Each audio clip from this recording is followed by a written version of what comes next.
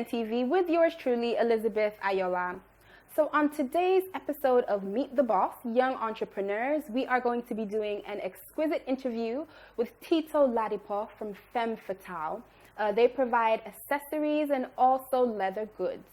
We're going to be finding out all about her business, how she runs it, and also what it's like being a young entrepreneur in Nigeria. Okay, so Femme Fatale is, well, the name basically means an alluring, sensual woman. And it's a brand, Femme Fatale Accessories is a brand that sells female accessories, female jewelry accessories, leather goods, so leather bags and leather wallets, and basically leather goods. We do not have a lot of people making leather goods in Nigeria. So we have a lot of people making Ankara bags, bags with material, and basically those kind of things. But I wanted to bring in a brand that will have good quality, affordable, nice leather bags, and also affordable, beautiful accessories for females. Yeah. At a good price, but also very good quality. So I feel that it brings in, it's slipped into the market nicely. I tried to make them here initially, but like you said, quality was an issue. So the ultimate goal, obviously, is to have a made in Nigeria brand, Femme Fatale Accessories bags. But currently, we actually have them imported from Asia. So we design them here, and we have them actually manufactured in Asia. Okay, I would say awareness. Now, as far as the accessories are, they sell for themselves. People come in and females love accessories. Now, when it comes to the bags, having to let people get out of that shell of, it has to be an LV bag, it has to be a Prada bag, it has to be a Chanel bag. Having them realize that this is also a good quality product at a wonderful price. You don't have to be spending £2,000 for a bag to look good. You could spend a fraction of that money and sponsor a Nigerian-made brand, and in fact, less than a fraction of that money. But so that would be one of the challenges. Basically, getting people to realize, okay, you don't have to go to America to buy your bags. It doesn't have to be a designer.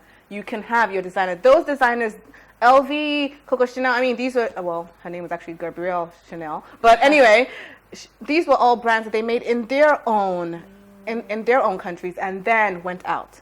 So same way with that. So that's one of the challenges. Another one, to be honest, is staff. Being able to get a well-trained staff that sees your vision, well-trained staff that see your vision, and not just the staff. In Nigeria, you find a lot of those that it's just all about getting their paycheck. They get their paycheck and if I've shown up to work, Sha. Yeah. But no, it's not really about just showing up to work. You have to actually have a passion for the work.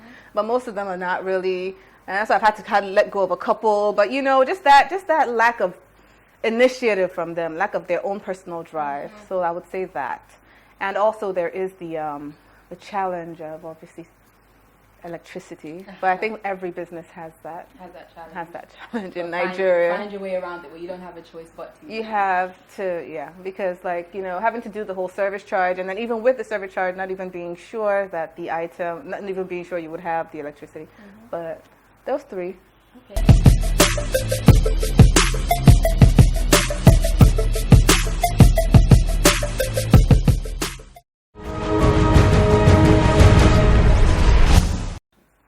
Okay, well, it wasn't an easy jump because, beforehand I was working at KPMG in DC, and then when I moved here, I was working KPMG Nigeria. So Femme Fetal actually came to be in 2010 while I was still in Washington, DC, and then I was about to move back, and I was trying to think of a business to move back with. And so I moved back, and I used to work. What I mean is I had Femme Fatale on the side and I was working full-time. But it became really hard to juggle both. So basically, I had to quit my actual job and then start this full-time. But it has been a challenge because basically, you now don't have your regular paycheck. Yeah. You now have to deal with the fact that, okay, you have expenses that need to be paid. You have to pay your rent. You have to pay your employees salaries. You have to buy merchandise for the store before you can sit down and say your own salary. So that was one of the biggest things I had to really think about before saying, okay, I'm gonna actually jump into the business. As far as actually jumping into business, it's something I've always had a passion for anyway. So it wasn't hard to do that. But the challenge of thinking of how am I going to actually financially survive until the business stabilizes, because there are going to be months where you're just building into the market. You're not just going to come out and everybody knows who you are. So that was my biggest hurdle that you would say that I had to kind of jump and get over. As of now, a lot has been word of mouth, but a very untapped resource that I have not used, or not that I haven't used, I have not really capitalized on, is the internet and social media.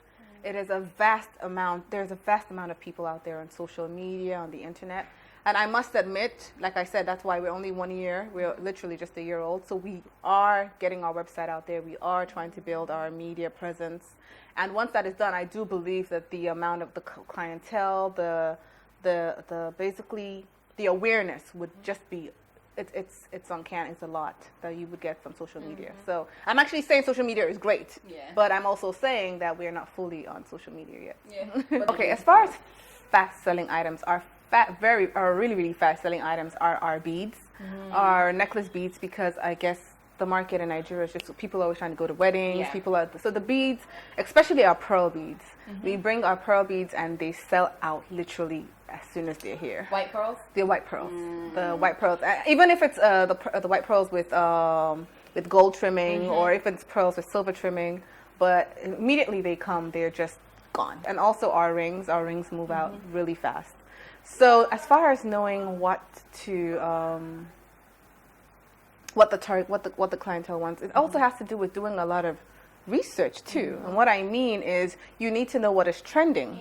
And when you see what is trending, it makes it easier for you to, when you're ordering your items, looking through, okay, well, this is, okay, hey, the stack rings are actually what is trending right now, so I know that I need to get some stack rings. Things of that nature. You have to also, you can't just go by your taste, which is initially what I used to do, especially when it came to buying costume jewelry. So when I was buying costume jewelry, I was like, well, I like this two-tone, but then I realized it's not what you like, because I would not really be, like now, for instance, I wouldn't sit down and go buy a peach necklace or a turquoise. That's just not my taste. But hey, I'll have people come in here asking for exactly that. And you don't have it. So it's not my taste. You have to see what the client wants. I've noticed a lot of red beads too. People love red beads. But initially, I didn't really carry it because I was like, well, who wants red beads? But a lot of people want red beads. So you have to actually do almost like you have to do your own research. You can't just do it based on your own fashion sense, because hey, who says my fashion sense is that great anyway?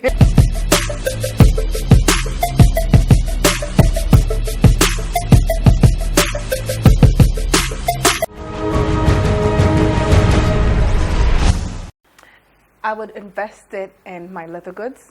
I would invest it more in my leather goods. I would invest it in the designing of the bags. I would invest it in the media and the push. Because there's nothing like building a Cadillac and no one knowing that you built a Cadillac. No, so you have to, yes, you build a wonderful bag. You have quality leather, but you need to push. You need to push a presence. So I would invest it in, like I said, leather goods. I would invest it in putting other stores in West Africa, not just Nigeria, but in West Africa, and also in other states outside of Lagos, because Lagos is actually really saturated with a lot of businesses. But you would go to somewhere like Port Harcourt. I had some lady from was it Benin? I think it was Port Harcourt, where she actually came and she bought a bunch of the rings, like a whole bunch of them, because she wanted to take them there to sell. So it wouldn't just be focusing on in Lagos, because Lagos is good, but it's also overly saturated. I would go to other states, not just Abuja either, because when people are thinking of expanding, they think, okay, Abuja. No, go to Port Harcourt, go to Benin, go to other states. Let me see. If I was to give them advice, I would advise you that you need to basically focus on your dream, and whatever it is that you're aspiring to do, try and find a niche that's different from other people. Try and make it different yes, you can. Yes, everyone can have the same business, but it has to be something that sets you apart from everyone else, and try and find that thing that sets you apart from everyone else, and do that thing. And one very important thing, and I know that a lot of people, downplay this. You need to pray. God's presence in your life you'll go through so many huddles, but God will see you through those huddles. So if you have your faith and you have your determination, you can do almost anything. QM Lounge. QM Lounge. Okay, yes. Where? Goodness. It's on Fala Sibo. They recently moved, so it's closer to the end. Yeah, they recently moved. No, it's still on Fala Sibo. But they recently moved a little bit further down. I don't know the number. Okay. But I do know when you're on Fala Sibo, you'll see it. You see a big sign, QM Lounge. Okay, cool. And yeah, I think they make the best designs. I mean, I love my nails.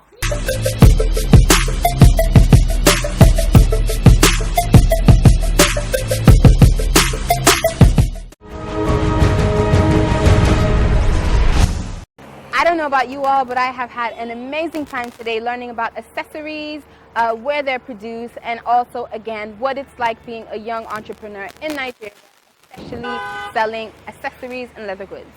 So I hope you guys learned a lot. I hope those who are aspiring to do the same kind of business got a couple of tips, and I hope that you're going to tune in next week to CNTV with me, your favorite host, Elizabeth Ayola.